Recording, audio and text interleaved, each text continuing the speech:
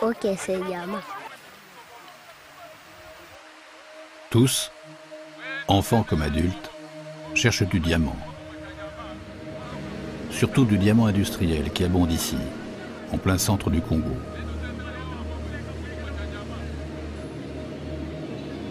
Ces rivières coulent sur les hauteurs de Mbujimai, une ville du Kasaï oriental. Ils viennent par milliers, par dizaines de milliers, arracher à la boue de petits morceaux de minerais. Hommes, femmes, de tous âges, de toutes conditions, et des enfants. Une multitude d'enfants qui cachent dans leur bouche les petits morceaux de diamants que plus tard, ils vont essayer de revendre à des trafiquants. En majorité, ils ont été abandonnés ou rejetés par leur famille. Leurs parents ne pouvaient plus les nourrir, ou n'en voulaient plus, comme des objets inutiles qu'il faut écarter.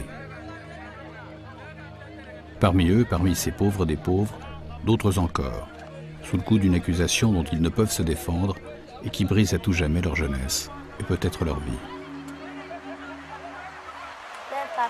Papa et maman m'ont chassé de la maison en me disant que je suis sorcière. Alors, je traîne dans les mines. Et tu es parti seul? Ils m'ont chassé avec ma sœur. Et toi, quel âge as-tu? 10 ans. Qu'est-ce que vous faites sur la mine? On ramasse du gravier, on le tamise. Après, on essaie de vendre les diamants. D'autres acceptent l'accusation. Ils sont des démons, en sont persuadés. On le leur a répété depuis toujours. Ils n'en doutent plus. Oui, nous sommes sorciers et nous allons danser près de la rivière. On danse toute la nuit. Tu veux rester sorcier toute ta vie? Non, je veux m'en sortir. Et puis je cherche des aides pour quitter la mine. Tu as déjà vu le diable? Oui, j'ai déjà vu le diable. Où est-ce que tu l'as vu? Je l'ai déjà vu la nuit, là où je danse pendant la nuit.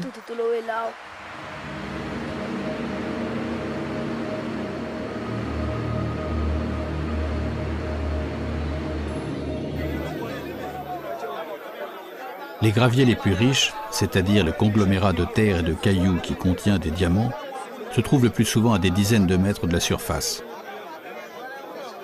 Pour les trouver, il faut creuser, faire des trous et descendre, profonds, se transformer un peu en vers de terre. Les gabarits des adultes sont souvent trop larges. En revanche, les enfants et les adolescents plus légers, plus maigres, se glissent plus facilement au fond des galeries.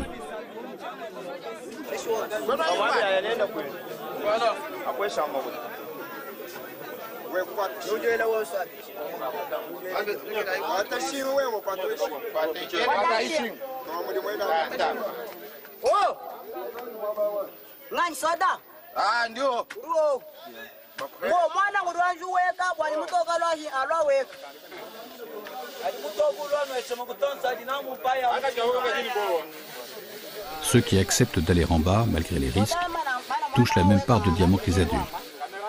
Car il y a des risques. Éboulement de la mine, et plus souvent encore, des inondations. Il arrive que la mine se remplisse brutalement d'eau.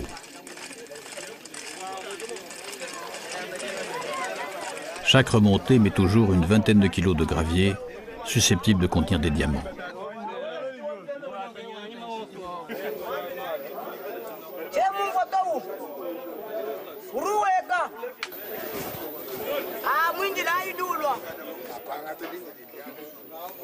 Pour descendre, il suffit de passer une jambe dans une boucle de la corde et de s'agripper. Il faut aussi contrôler sa respiration.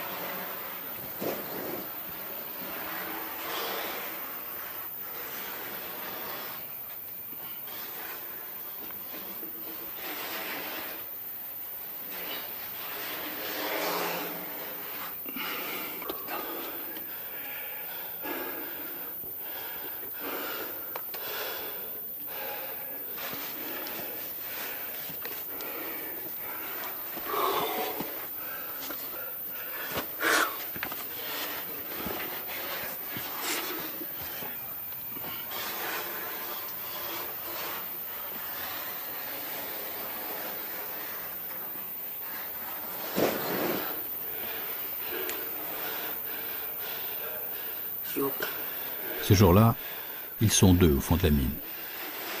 Jembo, 13 ans, et lui, plus âgé.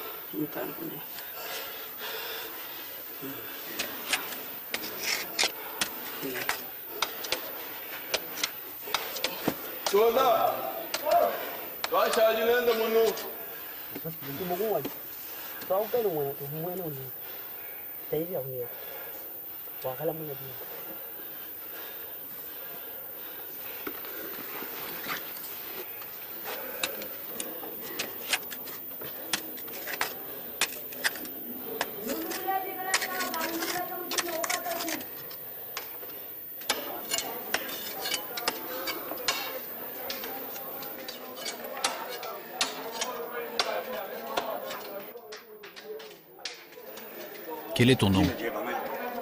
Je m'appelle Kabouya. Quel âge as-tu? J'ai 17 ans. Tu es seul de ta famille ici? Je viens seul. Mes parents ne travaillent pas ici. Ils sont restés là-haut, au village. Et l'argent, c'est pourquoi? L'argent qu'ils gagnent avec les diamants. Si je travaille au fond de la mine, c'est pour pouvoir acheter des vêtements, des chaussures, et aussi acheter à manger.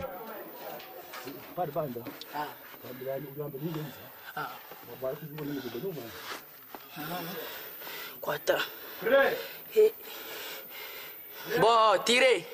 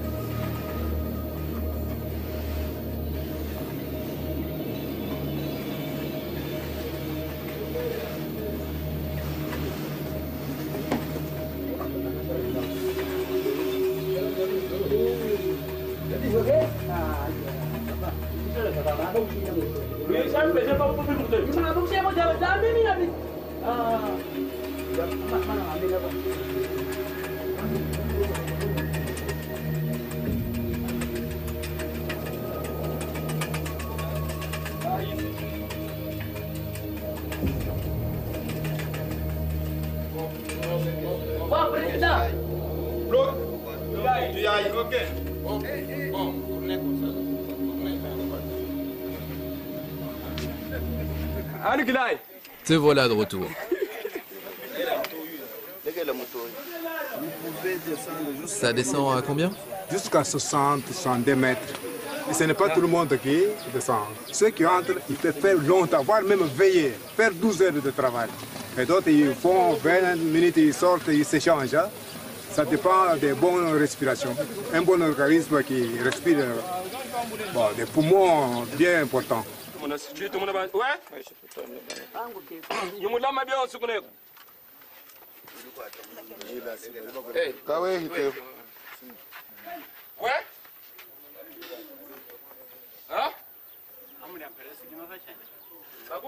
Il y a des enfants sorciers, les enfants abandonnés. Alors, ces enfants, pour manger, pour s'autosuffire, il faut aller graiser, il faut aller faire le diamant pour se prendre en charge. Les enfants déjà renvoyés de leur toit conjugal, alors c'est ça, vous voyez des enfants dans la mine. Tout à côté, le chef du village, où se trouve la mine.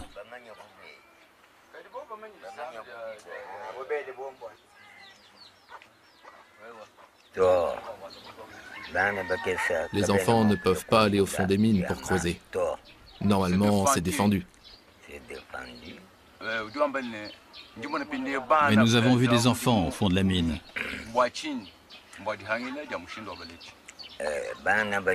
Les enfants creusent pour trouver du diamant quand les parents n'ont pas les moyens de les élever et de leur payer l'école.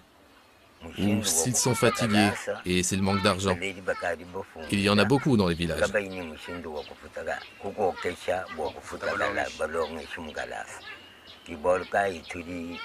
C'est pourquoi on voit ces enfants qui souffrent pour aller travailler la journée ou même après l'école.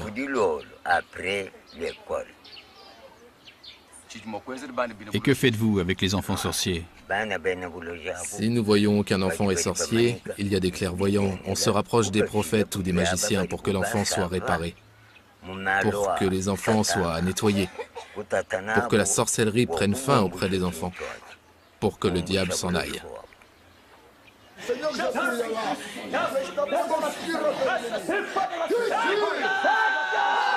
Des parents accusent leurs enfants d'être des sorciers pour pouvoir s'en débarrasser.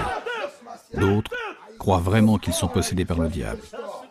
Cela les amène dans des séances de désenvoûtement dès leur plus jeune âge.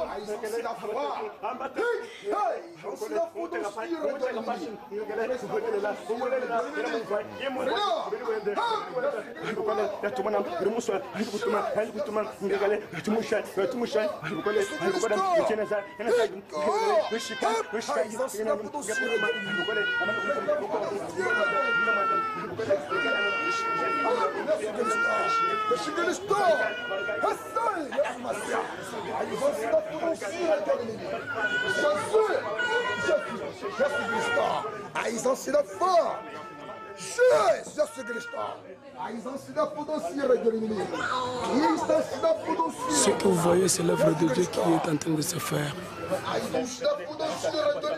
Si quelqu'un est possédé par un esprit malin, quelqu'un qui est malade, Dieu révèle ce que l'homme de Dieu peut faire à travers cet homme pour qu'il soit guéri.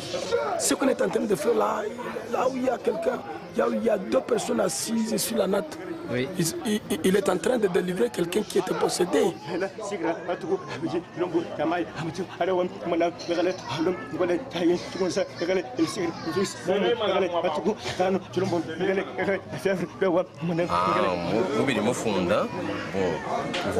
J'écris ce qu'il faut pour délivrer un enfant qui a la tête malade. Dieu donne la solution pour le guérir. Du sel, des huiles et des oignons qu'il faut séparer et puis préparer. La sorcellerie est une puissance démoniaque que Dieu délivre. Mais ça dépend maintenant de la volonté de celui qui est possédé. S'il arrive au Seigneur, on prie pour lui. Le Seigneur montre ce qu'on doit faire pour lui afin qu'il soit délivré. Celui qui ne veut pas être délivré, abandonne la prière, n'a pas besoin de Dieu. Celui-là peut aller en cours de route, il peut aller au marché. Aller au marché. À Mbuji-Mayi, cela a un sens bien particulier, cela veut dire quitter le monde normal. Mbuji-Mayi est une ville tentaculaire de la République du Congo, au centre de la zone diamantifère. Plus de 3 millions d'habitants vivent dans ce qui ressemble toujours, vu de haut, à une forêt. Peu d'immeubles, peu de voitures, et partout la foule danse, vivante. À chaque coin de rue, des groupes de mototaxis. Les voitures ici sont rares. Et partout, des églises, innombrables, tonitruantes.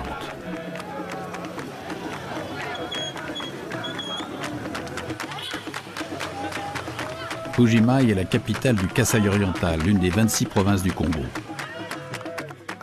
Une large capitale dynamique en plein développement. Mais où l'eau, comme l'électricité, manque souvent.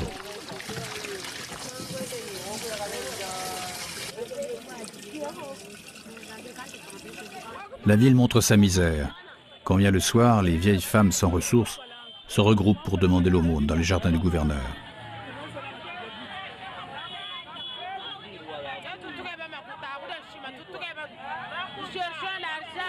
Tout à côté, elle exhibe sa richesse. Les marchands de diamants trient leur stock et les changeurs allient leur fortune.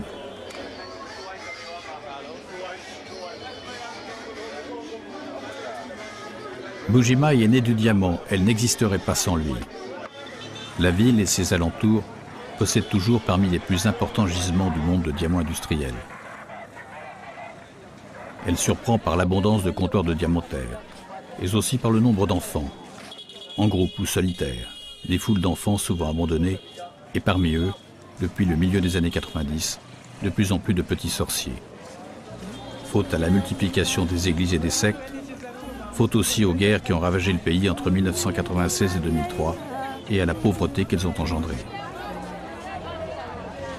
Le phénomène touche toute l'Afrique de l'Ouest et du Centre, mais plus encore le Congo et cette ville de Mbuji-Mayi. Ici, diamants et sorcellerie forment un tandem qui condamne des milliers d'enfants à vivre et quelquefois à mourir dans les mines.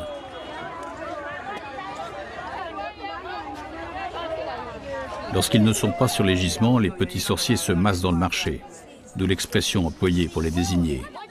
Ils y forment avec les autres enfants de la rue que l'on appelle ici des Chégués, une communauté distincte, avec ses lois et ses drames.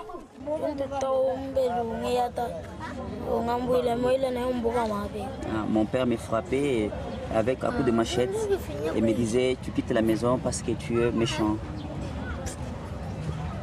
Et là, il y a combien de temps qu'il vit tout seul comme ça dans la rue? J'ai 2 ans sous la rue. Quel âge a-t-il? 11 ans. J'ai 11 ans. La nuit, les enfants sorciers hantent la ville. Ils traînent toujours, dans la zone du marché.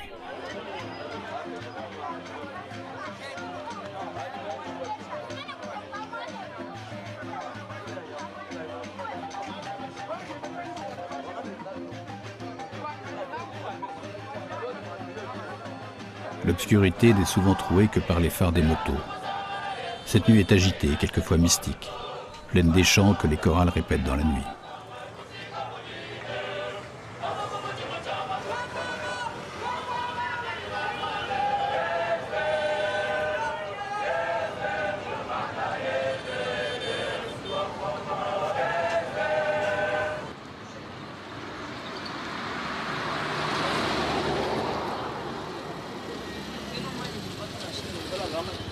Quand le temps est sec, les enfants s'installent dans les caniveaux pour être à l'abri du vent.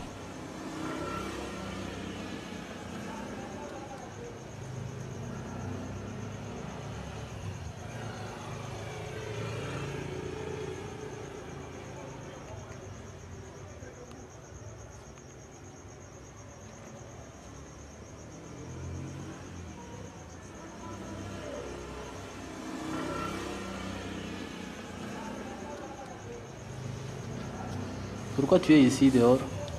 C'est maman qui est venue me laisser. Ta maman qui est venue te laisser ici? Pourquoi?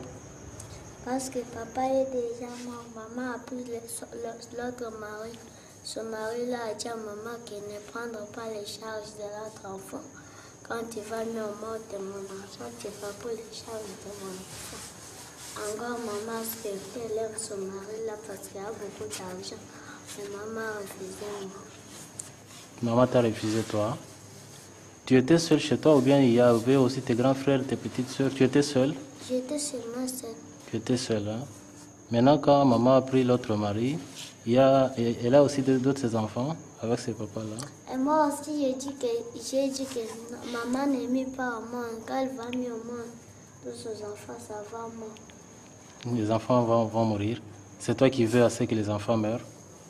Parce que maman t'a laissé? Est-ce que tu es sorcier quand tu dis ça? Non, non. Tu n'es pas sorcier. Mais pourquoi tu veux que les enfants de maman meurent? C'est la sorcellerie, non? Ah. Tu étudiais? Seulement auparavant. Auparavant, hein? Maintenant, si maman veut venir te récupérer ici et dit, son mari là accepte que tu rentres à la maison, tu vas rentrer? Tu vas rentrer chez maman, hein?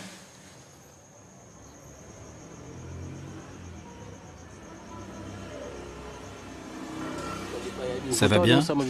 Oui. Il y a combien de temps que tu as cette plaie? Ça fait 2 ans que j'ai ça. Tu n'as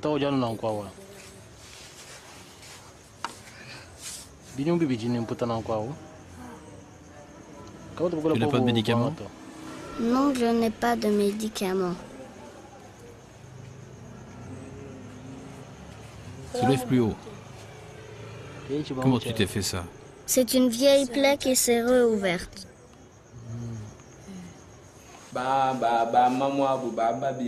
Les mamans, elles appellent les prophètes et les marabouts pour leur dire que leurs enfants sont des sorciers. Et les prophètes leur donnent de l'argent et les enfants sont abandonnés dans les marchés.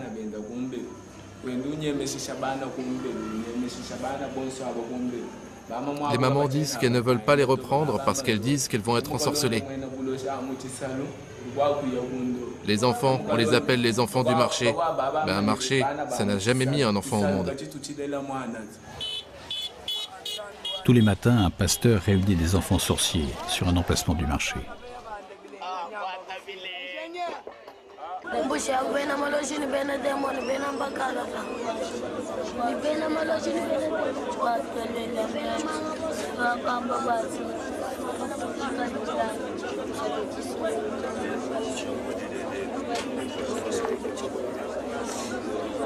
Merci Seigneur, j'abandonne tes enfants entre tes mains. D'eux-mêmes, ils ne pèsent rien. Elohim, la haï. Je leur abandonne en tes mains. Que tu puisses les pardonner. Pardonne leurs offenses. Pardonne leurs voies. Pardonne leurs péchés. Purifie-les, Seigneur. Aide-les à devenir tes enfants. La sorcellerie rend l'homme aveugle. Dans son palais, tout se crie. Dans la maison de l'Éternel, tout se crie.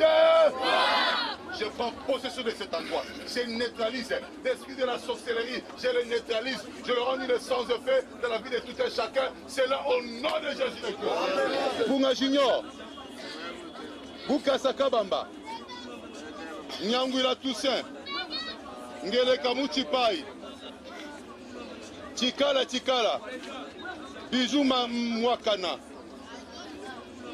Chibwa Boïda, Kabedi Esther. Dis tout. Pembe Gracia, Kabedi du corps.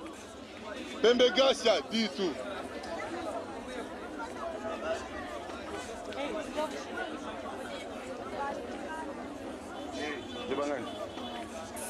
Benjamin.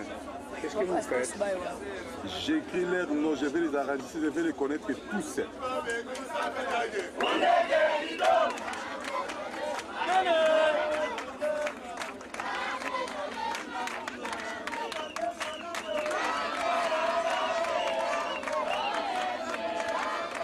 La sorcellerie, c'est une maladie pour moi. Moi, quand quelqu'un est sorcier, même si sa sorcellerie est de coma, je suis capable de saisir la sorcellerie là et de donner la délivrance au nom de Jésus. Parce que Christ nous a donné la capacité de faire ça. Et comment savez-vous que ce sont des sorciers? Vous dites? Comment savez-vous que ce sont des sorciers? Bon, la sorcellerie c'est un esprit. Et écoutez, je vais vous dire que l'homme est esprit. L'homme est esprit, l'âme dans un corps de chair. Comme l'homme est esprit, nous combattons l'esprit par esprit. Comme nous avons l'esprit de Dieu, nous voyons réellement l'esprit qui dérange l'homme que c'est la sorcellerie. Les enfants sorciers sont rejetés par la population de Bujimaï. Il y en a trop. Trop de mendiants, trop de larcins. Ils sont tellement nombreux et souvent ce sont des petits enfants. La plupart opèrent à partir de 8, 9, 10 ans et les grands ils se font pas vraiment sortir. Ce sont les grands qui envoient les petits pour faire les opérations. Il vous trouve en train d'acheter, il les met dans les sacs, il prend les sacs, il s'en va, fait que vous restez, vous courez. En tout cas, il est déjà parti comme ça. Ces images ont été tournées par une télévision locale. Elles montrent les événements de 2004. Cette année-là, des enfants de la rue sont accusés de tentative de viol. La foule leur donne la chasse. Ce samedi, des groupes de creuseurs du diamant auxquels se sont joints d'autres couches sociales se sont mis à rechercher les vrais ou faux Chégués dans le but de les punir ou les exterminer tout simplement. C'est ainsi que l'on a observé des scènes incroyables. Cette chasse va durer plusieurs jours. 40 enfants seront assassinés. La plupart lynchés, aspergés d'essence et brûlés vifs ou tirés au fusil comme du gibier.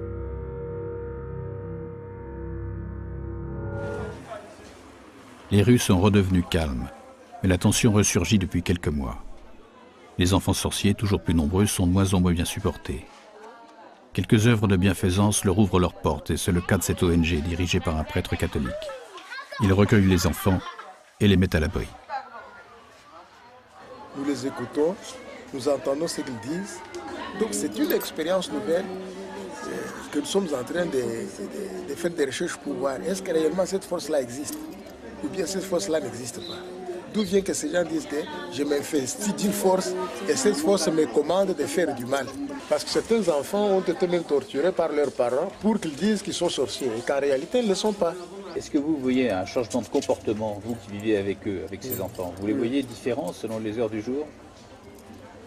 Non, durant les heures du jour, ils ne sont pas différents. Mais quand nous commençons par exemple à prier, vous voyez certains commencent à fuir pour ne pas venir à la prière.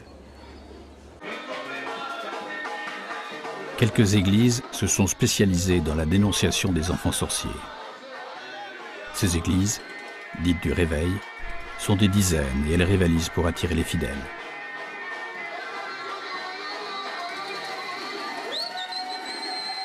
Il y a aussi des sorciers là où tu travailles. Des gens qui ont la haine contre toi. Des gens qui sont jaloux de toi. Parce que tu ne fais que monter dans ta promotion. Je connais un papa qui travaillait à l'époque à l'Erzaï. Et il était chassé du travail. Pourquoi? Parce qu'il y avait une personne dans sa maison qui l'avait enchaîné. Il était lié quelque part.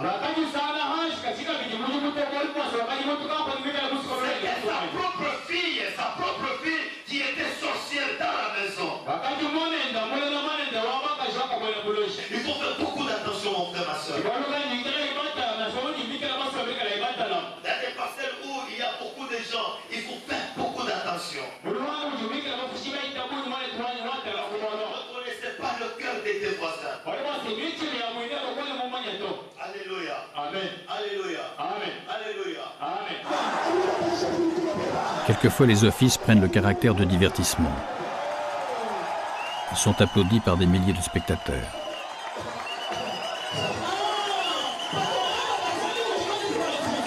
Les prédicateurs donnent de leur personne pour provoquer les dons. La plupart se sont autoproclamés pasteurs ou prophètes. Nous sommes sous l'onction de Dieu. Au nom de Jésus, il faut donner à Dieu. Si vous donnez, vous serez bénis au nom de Jésus. Alléluia. Alléluia.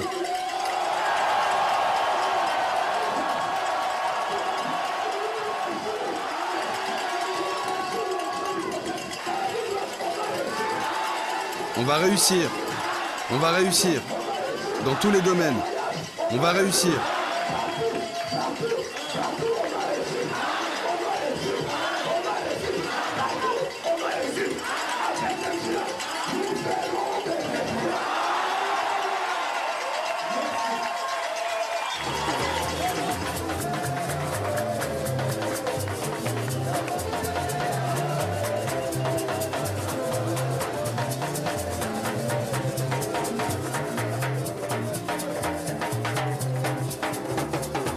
Un enfant sorcier, c'est un enfant qui est possédé d'un esprit mauvais, un esprit démoniaque. Donc c'est un enfant dont au départ il est opprimé par la puissance du diable, puissance maléfique.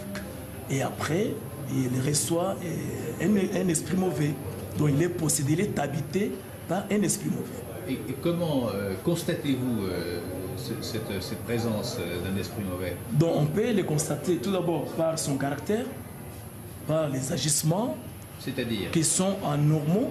Par exemple, un enfant têtu.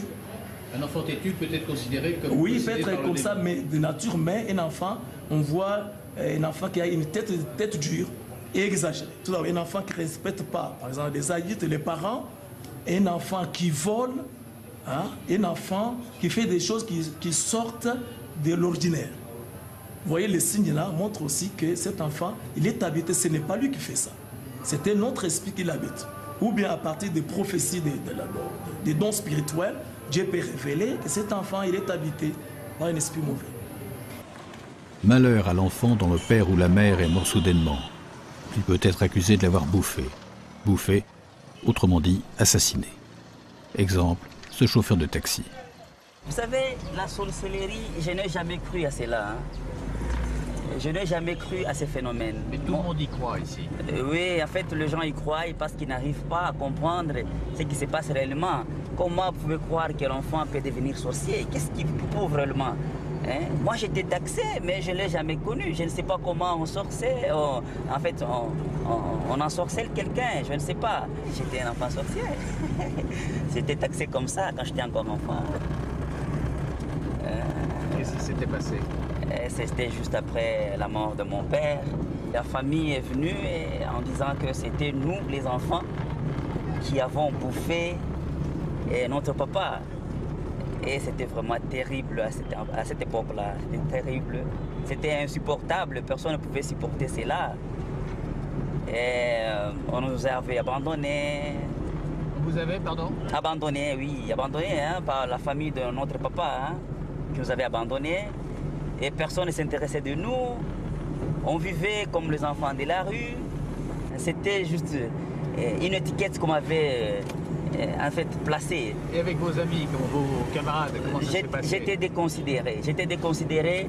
Je me rappelle, en fait, quand on était avec des amis, un jour, une amie qui vendait des cacahuètes, des cosecs de manioc, je touchais seulement à ces histoires. Il faut voir comment elle s'était enflammée. Il m'avait dit, mais toi, sorcier, tu as touché à mes histoires, personne ne va plus acheter. Et c'était terrible, jusqu'à ce que quelqu'un est venu, je ne le connais pas, il a pu payer l'argent qui revenait. Et à cette femme, à cette fille, c'était une amie, c'était terrible. Et vous avez été militaire. Quand vous êtes entré à l'armée, on ne vous a pas demandé si vous aviez été enfant sorcier, vous n'avez pas mentionné ça? Non, on ne savait pas que j'étais sorcier, personne ne le savait. Finalement, c'est la guerre qui vous a sauvé. Bien sûr, c'était la guerre. C'est la guerre qui nous avait sauvés. Et là, à partir de ces moments, j'ai commencé une nouvelle vie. Il y a des lieux à Mbuji-Mayi qui intéressent particulièrement les enfants et adolescents qui luttent pour survivre. C'est le cas de la Miba, ou minière de Bakonga. Cet ensemble minier employait autrefois des milliers de creuseurs sur une concession de 50 km². C'est toujours un territoire interdit. Des gardes armés tirent à vue sur les creuseurs qui y pénètrent sans autorisation.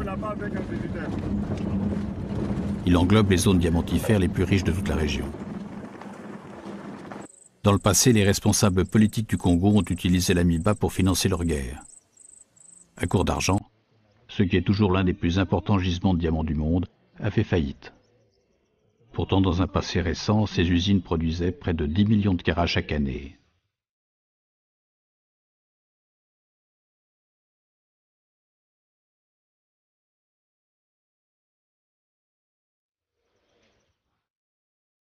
Les ouvriers qui restent, il y en a encore plusieurs milliers, reçoivent toujours une partie réduite de leur salaire et attendent son redémarrage complet.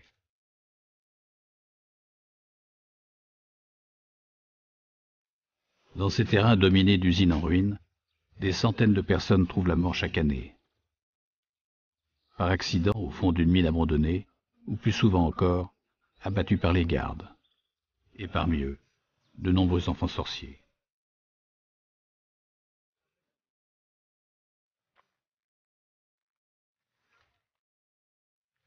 La nouvelle direction de la Miba essaie de remettre en marche certaines de ces installations. Elle développe aussi les dragues qui travaillent directement dans la rivière qui traverse la zone.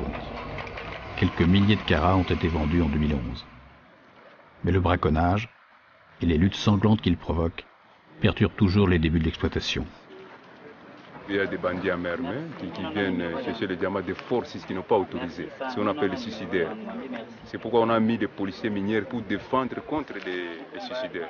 Et quelquefois, il y a des échanges de coups de feu, Parfois, chaque jour ici, vers 16h du matin, 16h ou bien 6h du matin, les suicidaires viennent changer de coups de feu avec nos policiers qui sont sur place. On rencontre quelquefois les enfants, mais il y a les enfants qui viennent pas pour faire les diamants, mais pour faire autre chose. Quoi? Qui sont en train, par exemple, de suivre les creuseurs pour leur vendre de l'eau. On a l'impression qu'il y a une sorte de tolérance quand même, non? Non, il n'y a pas de tolérance. Ici, on les attrape, on va avec on les attrape, on les achemine à la surveillance. Il a 15 ans. Et il a de la chance. On va le libérer. Peut-être en raison de notre présence.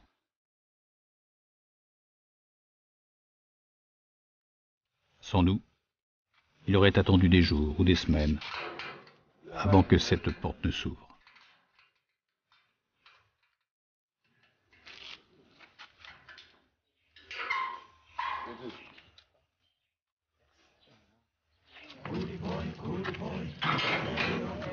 Les fraudeurs qui ont réussi à sortir de la concession sans se faire prendre tamisent où ils peuvent. Ici, dans un égout de Mbujimai. Et le risque est quelquefois récompensé. C'est lui qui tamise, mais c'est moi qui ai creusé. Et là-bas, ça vaut le coup.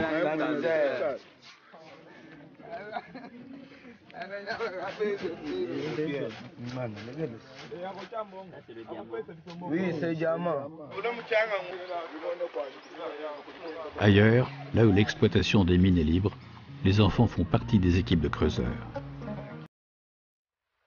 Ils travaillent volontairement et touchent, comme les adultes, mais dans une proportion plus faible, une part des diamants trouvés au fond des mines. Ils ne demeurent pas seulement confinés dans les trous. C'est eux qui ont souvent la charge de tamiser le gravier pour en dégager les petits morceaux de minerai.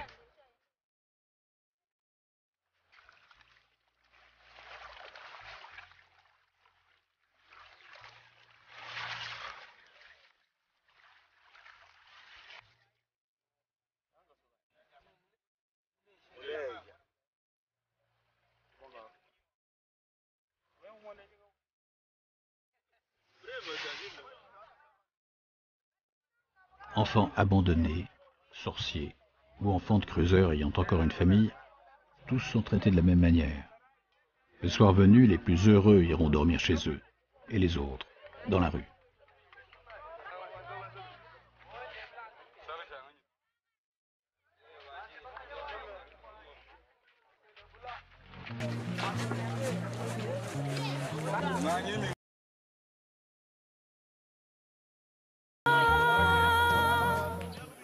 Les premiers trafiquants, c'est le nom que l'on donne ici aux acheteurs de diamants, attendent tout à côté des mines.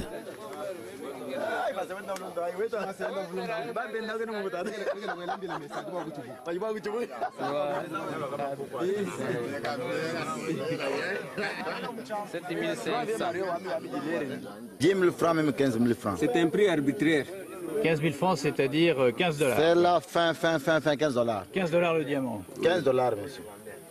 C'est un problème d'entente. Quand on ne s'entend pas, ils retirent leur diamant et revendent ailleurs.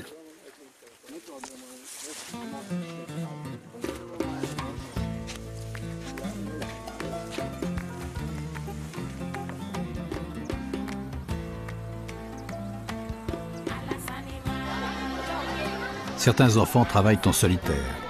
Ils tamisent tout ce qu'ils trouvent, partout. Et là encore, quelquefois avec succès. Ils tamisent dans ce marché à quelques centaines de mètres des premiers comptoirs d'achat.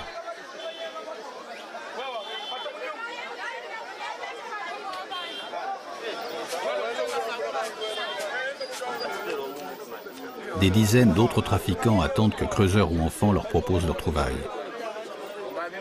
Le jeu consiste à trouver celui qui va acheter le plus cher. Tous, assis les uns à côté des autres, se font concurrence et offrent des prix différents. Hey papa, il faut me filmer.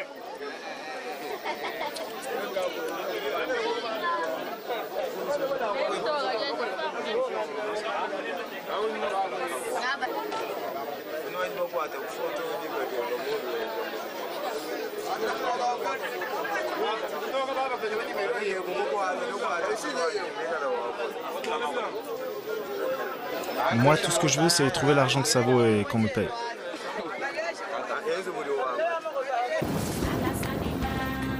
Les diamants, peu à peu regroupés en lots de centaines de pierres, vont franchir de multiples marchés de trafiquants. Ils seront quelquefois achetés et revendus plusieurs fois, au long des quelques kilomètres qui séparent les emplacements de la mine, de la ville, de Mbujimai, où se trouvent les gros négociants. Ceux qui achètent des lots importants, ou de grosses pierres. Cette fois, plus d'enfants. Ils ne parviennent pas au marché des pierres de valeur, qui leur est interdit. Là encore, dans les rues de la ville, et cette fois cachés derrière des murs de béton, les acheteurs se font concurrence. Ils donnent même des spectacles de rue pour attirer les creuseurs ou les revendeurs de diamants.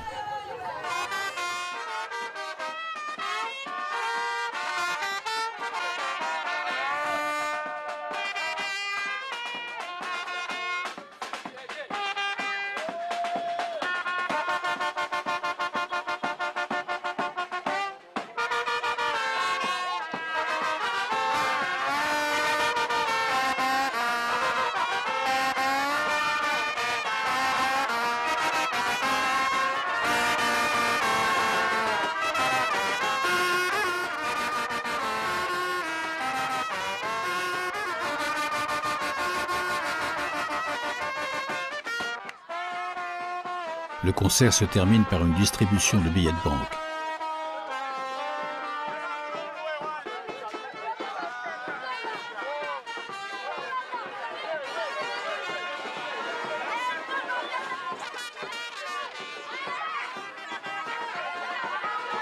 Il achète sans problème. Il dit même champion, les super champions, les super acheteurs du Congo, l'espoir du Congo. Quelle nationalité? Ah, il est congolais, il est congolais. Nationalité libanaise. Il a changé la nationalité, il est congolais. Bon, il dit il a déjà changé la nationalité, il est maintenant libanais. La plupart des marchands sont libanais et tous ont un lien direct avec Anvers, en Belgique, où se trouve le principal marché de diamants du monde. 0,79. Combien? Quand un enfant trouve un diamant, qu'est-ce qu'il en fait? Il le donne à son père. Vous le savez, ils en trouvent même sur le sol. Alors, il le donne à son père, à sa famille. Son père va le prendre et venir le vendre.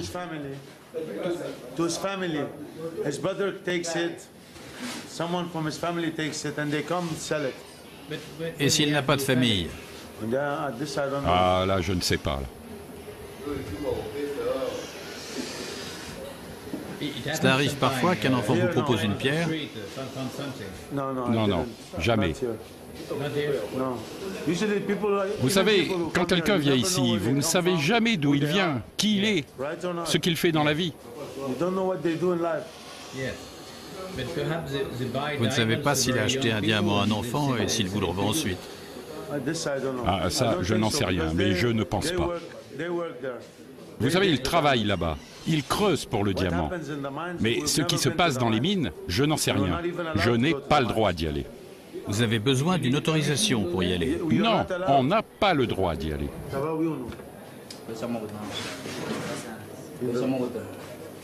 Une certification administrative, conforme à la réglementation internationale, permet une traçabilité des pierres à partir des comptoirs comme celui-là.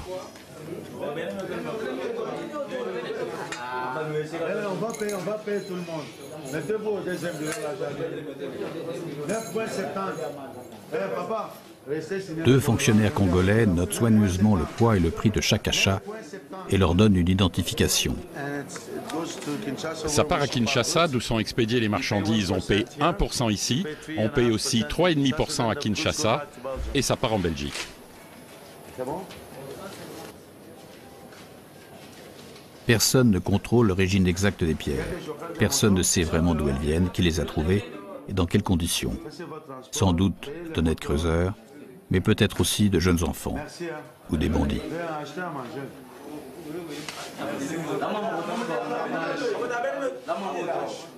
Il a pris l'argent pour payer les montants.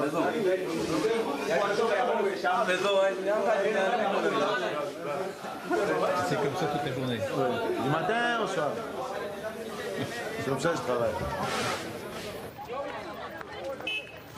Et là encore, une distribution de billets affirme la prospérité du comptoir.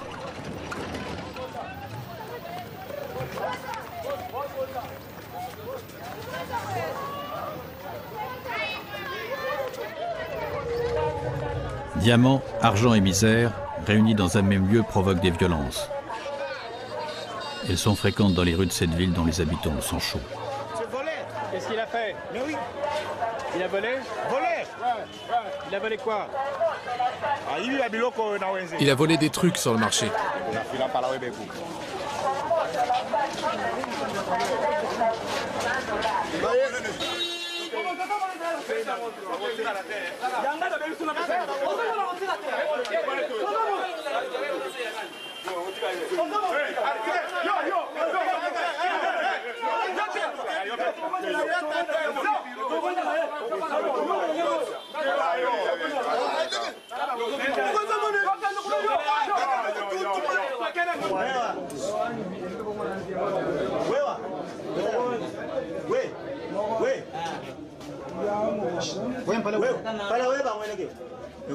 Et toi, monte tes dents. Fais voir ce qu'ils t'ont mis.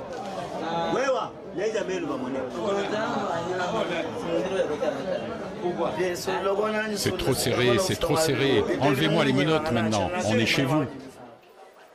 Les enfants sorciers sont incarcérés comme les autres. Ceux-là, filmés alors qu'ils sont sur le point de passer en jugement, sont accusés d'avoir agressé des jeunes filles.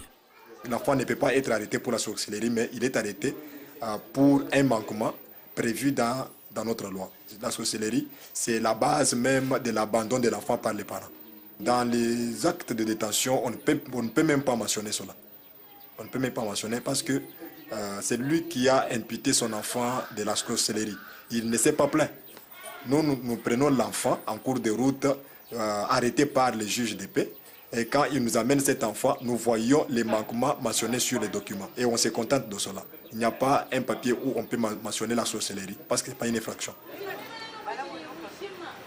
Le nombre d'enfants abandonnés et parmi eux d'enfants sorciers est donc en augmentation régulière depuis 20 ans. Le phénomène n'étonne plus personne, mais commence à préoccuper certains responsables congolais. À l'université de Mbuji-Mayi, on l'observe. Et comme Charles Chibanza, un sociologue, on s'en inquiète. C'est une bombe à retardement. Parce que si ces jeunes-là qui poussent, à un certain moment, il y en aura plusieurs milliers sur la rue, que si jamais ils arrivaient à déclencher un mouvement, c'est un mouvement qui peut nous apporter beaucoup de déboires. Et si on ne les contrôle pas, nous arriverons un jour à une déflagration telle que récupérer le mouvement nous amènera pratiquement à beaucoup de casse. Beaucoup de casse.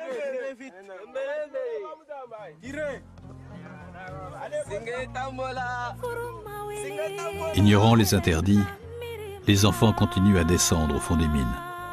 Ce sous-sol, malgré les trésors qu'il renferme, ne permet pas de nourrir la population du Kasaï. Bien au contraire, le diamant est un facteur de désintégration sociale. Les creuseurs font confiance à leur chance. Ils espèrent trouver les pierres qui leur permettront de faire fortune en peu de temps.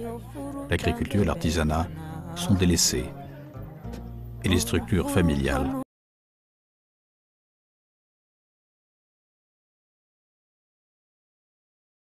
En Afrique, les enfants abandonnés, et en particulier les enfants sorciers, sont donc les premières victimes du diamant. Il y aurait près de 15 000 enfants qui travaillent dans ces trous. 15 000 qui rêvent d'aller à l'école. Ou tout simplement d'être acceptés. D'être aimés.